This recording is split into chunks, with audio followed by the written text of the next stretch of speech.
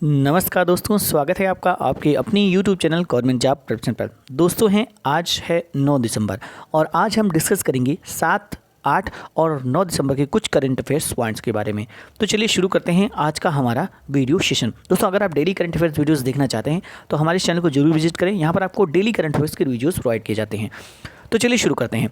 तो दोस्तों जैसा कि आप लोगों को यहाँ पर दिख रहा है, हमारा जो फर्स्ट क्वेश्चन निकल कर आ रहा है वह है, हाल ही में किस देश ने भूटान के साथ अपने पहले व्यापार सहयोग समझौते पर हस्ताक्षर किए हैं। तो प्रश्न आपका यहाँ पर है कि अभी कौन सा वो देश है जिसने अभी हाल ही में भूटान के साथ अपने पहले से व्यापार सहयोग समझौते पर हस्ताक्षर किए हैं। तो आपके पास यहाँ पर ऑप्शंस हैं, आपको बताना है कि इसमें वो कौन सा देश है। तो दोस्तों यहाँ पर जो सही आंसर आपका हो जाएगा ये हो जाएगा आपका भूटान, यानी कि ऑप्शन नंबर 2 आपका सही आंसर यहाँ पर हो जाता है। दोस्तों यहाँ पर अगर बात करते हैं तो बांग्लादेश ने भूटान के साथ अपने पहले व्यापार सहयोग समझौते पर हस्ताक्षर किए हैं, जो दोनों देशों के बीच एक सीमा तक माल की ड्यूटी फ्री पहुँच को सक्षम बनाएगा और इस तरह दोनों देशों के बीच द्विपक्षीय व्यापार को बढ़ावा मिलेगा। अगर हम यहाँ पर बात करते हैं, ये जो समझौता हुआ है व्यापार सहयोग समझौता, इसके तहत 100 बांग्लादेशी उत्पादों को भूटान में ड्यूटी फ्री एक्सेस मिलेगा, जबकि भूटान की 34 वस्तुओं को बांग्लादेश में ड्यूटी फ्री एक्सेस मिलेगा। दोस्तों यहाँ पर वर्ष 1971 में स्वतंत्रता के बाद से दुनिया के किसी भी देश के साथ बांग्लादेश द्वारा हस्तांतरित यह पहला पीटीए है। तो यहाँ पर बात की गई बांग्लादेश और भूटान की, तो थोड़ा सा जान लेते हैं। जो बांग्लादेश है इसकी जो प्रधानमंत्री हैं सभी को पता होगा, शेख हसीना है और इसकी राजधानी ढाका है और इसकी अगर मुद्रा की बात करते हैं तो ये टका है। अगर दोस्तों यहाँ पर भूटान की बात करते हैं तो इसकी जो राजधानी है वो है थिम्पू, इसकी मुद्रा है निगलचन और इसके जो प्रधानमंत्री हैं वो लोतेय त्शेरिंग हैं। ठीक है, तो ये दोस्तों यहाँ पर है कुछ इससे इंपॉर्टेंट फैक्ट्स। नेक्स्ट क्वेश्चन की तरफ बढ़ते हैं। हमारा अगला क्वेश्चन है, तो यहाँ पर दोस्तों जो हमारा फर्स्ट नेक्स्ट क्वेश्चन जो निकल कर आ रहा है वह है, हाल ही में कौन सा देश चांद पर झंडा फहराने वाला दुनिया का दूसरा देश बन गया है। दोस्तों अभी हाल ही में चांद पर झंडा फहराने वाला जो दुनिया का दूसरा देश बन गया है वो बन गया है चाइना, यानी कि ऑप्शन नंबर आपका यहाँ पर 2 सही आंसर यहाँ पर हो जाता है। चाइना जो है ये चांद पर झंडा फहराने वाला दुनिया का दूसरा देश बन गया है। तो दोस्तों यहाँ पर थोड़ा सा इसके बारे में जानकारी ले लेते हैं। चीन चांद पर अपना राष्ट्रीय झंडा फहराने वाला दुनिया का दूसरा देश बन गया है। इससे पहले यह उपलब्धि केवल संयुक्त राज्य अमेरिका द्वारा 1969 में, जी हाँ ये कब की बात की जा रही है, 1969 में, इसके पहले जो अपोलो मिशन था उसके तहत चांद पर झंडा फहराने का जो श्रेय हासिल था वो सिर्फ अभी तक अमेरिका को था। चीन ने चांगई 5 मिशन के दौरान यह ऐतिहासिक उपलब्धि हासिल की है, जिसे मिट्टी और चट्टान के नमूने एकत्र करने के लिए चांद पर भेजा गया था और चांद की सतह पर 3 दिसंबर 2020 को राष्ट्रीय झंडा लगाने के बाद पृथ्वी पर लौटने के लिए निकल चुका है। अगर चांद से वापसी की यात्रा सफलतापूर्वक संपन्न हो जाती है तो चीन चांद से नमूने लाने वाला विश्व का तीसरा देश बन जाएगा। अब यहाँ पर बात की है तीसरा देश बन जाएगा, इसका मतलब 2 देश पहले ऐसा कर चुके हैं। तो वो कौन से देश हैं? तो वो देश है अमेरिका और सोवियत संघ। ठीक है, अब दोस्तों यहाँ पर बात की गई है चीन की, तो चीन जो है इसकी राजधानी जो है बीजिंग में है। चीन की जो मुद्रा है वो रेनमिनबी है और चीन के जो राष्ट्रपति हैं वो हैं शी जिनपिंग। नेक्स्ट क्वेश्चन देखते हैं। हमारा अगला क्वेश्चन है, नेक्स्ट दोस्तों हमारा जो क्वेश्चन है वह है, किस बैंक ने हाल ही में रेल मंजूरी में तेज़ी लाने के लिए less the lending solution launch किया है। तो दोस्तों अभी हाल ही में किस बैंक ने यहाँ पर रेल हो गया है, यहाँ पर किस बैंक ने ऋण मंजूरी में, यहाँ पर करेक्ट कर लीजिएगा, ऋण मंजूरी में तेज़ी लाने के लिए less the lending solution launch किया है। तो आंसर दोस्तों यहाँ पर आपका हो जाएगा पीएनबी, यानी कि पंजाब नेशनल बैंक। ठीक है, पीएनबी ने जो है पंजाब नेशनल बैंक ने ऑनलाइन ऋण प्रक्रिया और ऋण प्रस्तावों की मंजूरी में सटीकता को बनाए रखने के लिए तकनीकी आधारित एक ऋण प्रबंधन समाधान lens the lending solution launch किया है। इसे सभी प्रकार के ऋणों के लिए चरणबद्ध तरीके से लागू किए जाने की योजना तैयार की गई है। मुद्रा योजना के तहत micro, small and medium enterprises ऋण, नए, नवीन और टॉपअप और समीक्षा सहित 10 लाख रुपए तक के क्रेडिट ऋणों की प्रक्रिया और मंजूरी लेंस के जरिए होगी। दोस्तों यहाँ पर बात की गई है पीएनबी की, तो जो पीएनबी का मुख्यालय है यह है नई दिल्ली में और पीएनबी की जो इसमें सीईओ हैं वो हैं एस मल्लिकार्जुन राव। ठीक है, अगला क्वेश्चन देखते हैं। हमारा नेक्स्ट क्वेश्चन है, किस दिन से 24/24 यानी कभी भी किया जा सकेगा आरटीजीएस। तो ये आपको 14 दिसंबर से ये सेवा उपलब्ध कर दी जाएगी, यानी 14 दिसंबर से आप कभी भी आरटीजीएस सेवा का लाभ उठा सकेंगे। अगला दोस्तों यहाँ पर देखते हैं, हाल ही में एडीबी ने किस शहर में बिजली वितरण को उन्नत करने के लिए $190 मिलियन के लोन को मंजूरी दी है। तो ये दोस्तों काफ़ी इंपॉर्टेंट क्वेश्चन है। तो अभी हाल ही में जो एडीबी है इसने बेंगलुरु को, यानी कि ऑप्शन नंबर डी आपका सही आंसर हो जाता है, एडीबी ने बेंगलुरु को बिजली वितरण की उन्नत करने के लिए $190 मिलियन के ऋण को मंजूरी दी है।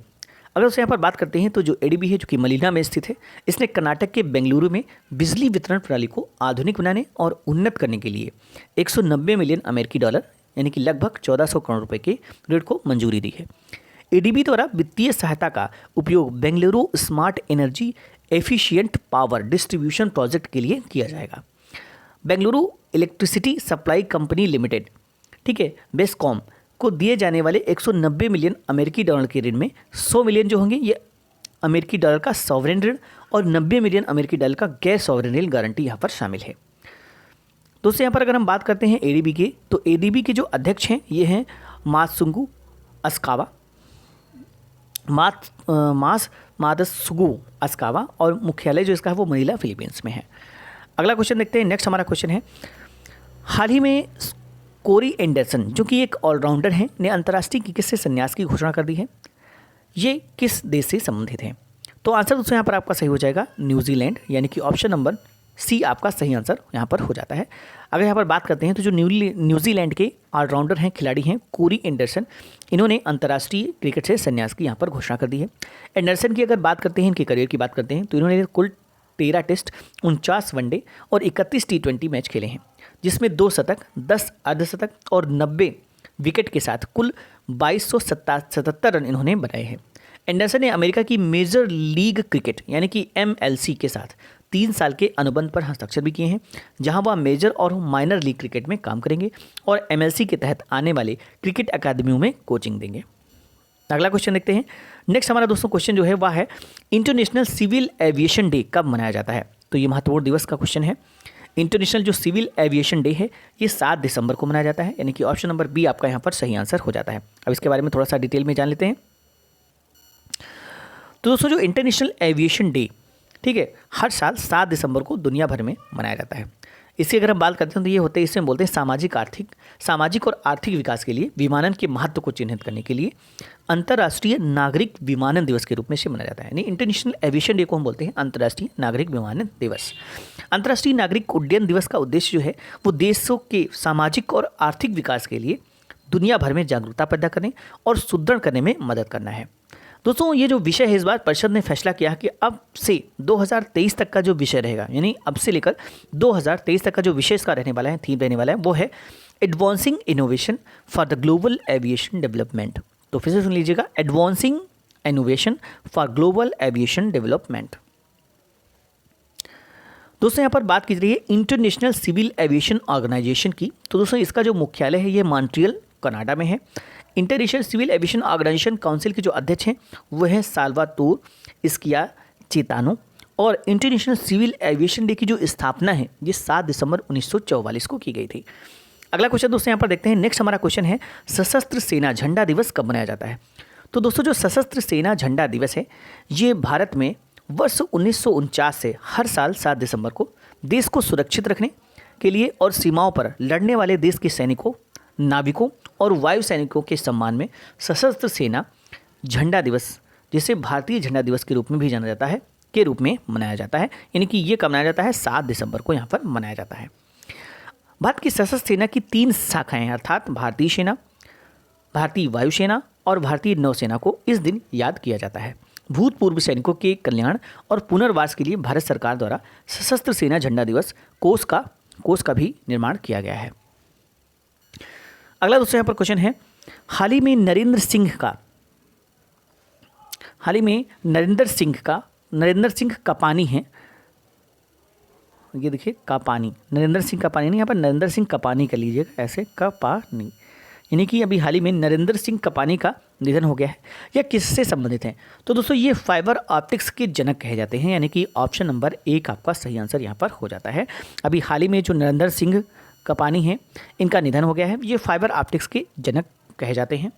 भारत में जन्मे अमेरिकी भौतिक विज्ञानी को फॉर्च्यून ने नवंबर 1999 में बिजनेसमैन अंक के साथ अनसंग हीरोज के रूप में भी नामित किया था। कंपनी 1954 में फाइबर ऑप्टिक्स के माध्यम से चित्रों को प्रसारित करने और हाई स्पीड इंटरनेट तकनीक की नींव रखने वाले पहले व्यक्ति हैं कपानी, कंपनी नहीं कपानी। अगला हम क्वेश्चन दोस्तों देखते हैं। हमारा नेक्स्ट क्वेश्चन है, इसमें से किसी हाल ही में the Straits Times Asia of the year चुना गया है? तो इसमें से किसे आपको बताना है कि हाल ही में the straight time Asia of the year चुना गया है? तो दोस्तों आंसर यहाँ पर आपका हो जाएगा आधार पूनावाला, यानी कि ऑप्शन नंबर 3 आपका यहाँ पर सही आंसर हो जाता है। आधार पूनावाला को अभी हाल ही में the straight time Asian of the year चुना गया है। तो यहाँ पर दोस्तों बात करते हैं सिंगापुर में जो प्रमुख दैनिक द स्ट्रेट टाइम्स द्वारा पुणे स्थित सीरम इंस्टीट्यूट ऑफ इंडिया के मुख्य कार्यकारी अधिकारी आधार पूनावाला सहित 6 व्यक्तियों को कोविड-19 महामारी के खिलाफ लड़ाई में योगदान देने के लिए the straight time Asia of the year चुना गया है। SII यानी कि सीरम इंस्टीट्यूट ऑफ इंडिया, ठीक है, ने कोविड-19 वैक्सीन कोविडशील्ड विकसित करने के लिए ऑक्सफोर्ड विश्वविद्यालय और ब्रिटिश स्वीडिश दवा कंपनी एस्ट्राजेनेका के साथ हाथ मिलाया है, जिसका अभी भारत में ट्रायल चल रहा है। नेक्स्ट क्वेश्चन देखते हैं। हमारा अगला क्वेश्चन है, हाल ही में किसके द्वारा वीडियो कॉन्फ्रेंसिंग के जरिए आगरा मेट्रो रेल परियोजना का शिलान्यास किया गया है? तो दोस्तों अभी आपको बताना है कि हाल ही में अभी किसके द्वारा वीडियो कॉन्फ्रेंसिंग के जरिए जो आगरा रेल मेट्रो परियोजना है उसका शिलान्यास किया गया है?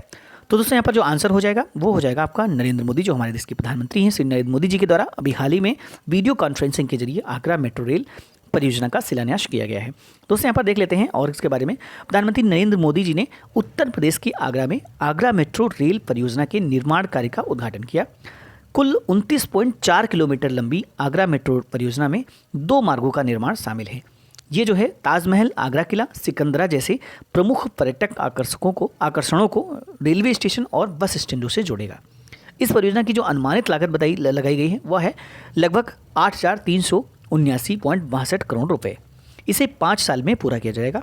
Uttar Pradesh metro rail corporation ने आगरा मेट्रो रेल परियोजना के पहले चरण को दिसंबर 2022 तक पूरा करने का लक्ष्य रखा है।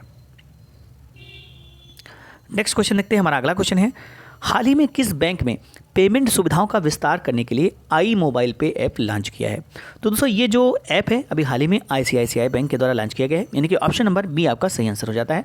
जो निजी क्षेत्र का बैंक है ICICI बैंक, इसने सभी बैंकों के ग्राहकों को भुगतान और बैंकिंग सेवाएं प्रदान करने के लिए आई मोबाइल पे नामक अपने मोबाइल भुगतान ऐप का नया वर्जन लॉन्च किया है। ऐप का जो नया वर्जन इंटरऑपरेबल है और अब उन ग्राहकों को भी भुगतान और अन्य बैंकिंग सेवाओं में सक्षम बनाएगा जो ICICI बैंक खाता धारक नहीं है। ऐप का उपयोग करके अन्य बैंकों के ग्राहक अपने बैंक खाते को लिंक करके एवं एक UPI ID जनरेट कर सकते हैं और किसी भी बैंक खाते में या किसी भी अन्य भुगतान ऐप या डिजिटल वॉलेट में पैसे ट्रांसफर, ऑनलाइन खरीदारी अथवा बिल भुगतान और ऑनलाइन रिचार्ज कर सकते हैं। दोस्तों यहाँ पर बात की गई है ICICI बैंक की। तो ICICI जो बैंक है इसका जो मुख्यालय है ये है मुंबई, महाराष्ट्र में, और ICICI बैंक के जो MD और CEO हैं वो हैं संदीप बख्शी। ICICI बैंक का जो टैगलाइन है वह है हम हैं ना आपका, हम हैं ना ख्याल आपका, ये है आपका टैगलाइन इसका। अगला क्वेश्चन, हाल ही में केंद्र सरकार ने GST टैक्स पेयर के लिए शुरू की QRMP योजना, ठीक है, यहाँ पर कट कर दीजिएगा। QRMP योजना अभी हाल ही में GST टैक्स पेयर्स के लिए शुरू की गई है QRMP योजना। तो इसका जो है आपको फुल फॉर्म बताना है कि इसका फुल फॉर्म क्या होगा QRMP योजना का। तो इसका दोस्तों जो फुल फॉर्म हो जाएगा ये हो जाएगा option number 1 quarterly return filing and monthly payment of taxes. तो ध्यान रखिएगा, quarterly return filing and monthly payment of taxes, ठीक है। तो केंद्र सरकार ने GST प्रणाली के अंतर्गत आने वाले छोटे करदाताओं के लिए त्रैमासिक रिटर्न फिलिंग और मासिक भुगतान कर यानी कि quarterly return filing and monthly payment of taxes योजना की शुरुआत की है। पूर्ववर्ती वित्तीय वर्ष में 5 करोड़ रुपए तक के कुल वार्षिक कारोबार वाले करदाताओं और 30 नवंबर 2020 तक अपना अक्टूबर GSTR 3B बिक्री रिटर्न जमा करने वाले इस योजना के लिए पात्र होंगे।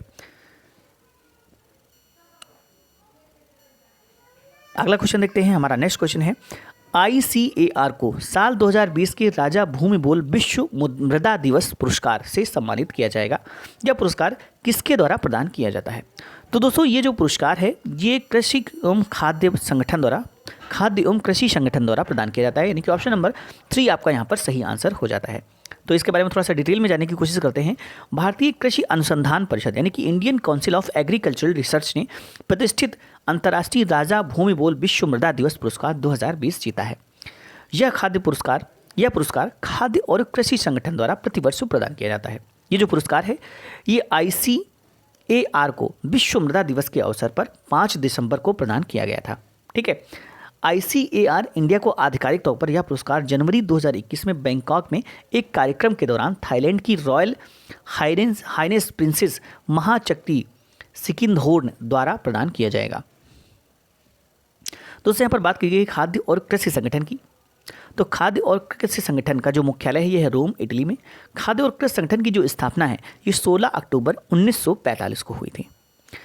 अगला क्वेश्चन देखते हैं। नेक्स्ट हमारा क्वेश्चन है, हाल ही में रविंद्रनाथ टैगोर साहित्य पुरस्कार किसे प्रदान किया गया है? तो दोस्तों जो अभी हाल ही में रविंद्रनाथ टैगोर साहित्य पुरस्कार है ये राजकमल झा को प्रदान किया गया है, यानी कि ऑप्शन नंबर ए आपका सही आंसर हो जाता है। पत्रकार लेखक राजकमल झा ने अपने उपन्यास द सिटी एंड द सी, तो ध्यान रखिएगा कौन सा उपन्यास, द सिटी एंड द सी के लिए तीसरा रविंद्रनाथ टैगोर साहित्य पुरस्कार जीता है।